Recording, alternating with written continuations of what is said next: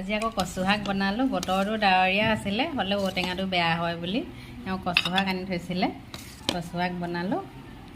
এয়া চাওকচোন, কচু শাকখিনি ইমান ধুনীয়া হৈছে ঔটেঙা দি। ঔটেঙাটো বহুত মিঠা, বুঢ়া ঔটেঙা, খাবলৈও ভাল হৈছে। কচু এতিয়া খাবলৈ ভাল হৈছে বাৰু।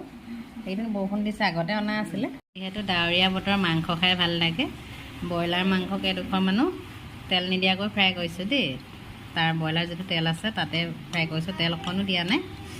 আৰু এইদৰে ভালো লাগে খাই, সিহঁতিও খায়। আৰু ভাতটো এইফালে থ'বলৈ জেগাই নাই। এইফালে এয়া চাওকচোন, এয়া শুকান মাছ ভাজি লৈছোঁ। শুকান মাছ অনা আছিলে, সৰু সৰু শুকান মাছটো খাই বহুত ভাল লাগে। এয়া আজি থালিখন ৰেডি হৈ গ'ল।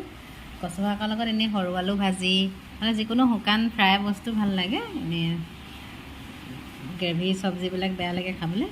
আৰু থালিখন এয়াই, যিটো খাবলৈ কচু শাকটো মিঠা মিঠাই হৈছে, সিহঁতি ভাল হৈছে, খাইছে ল'ৰাই খাই।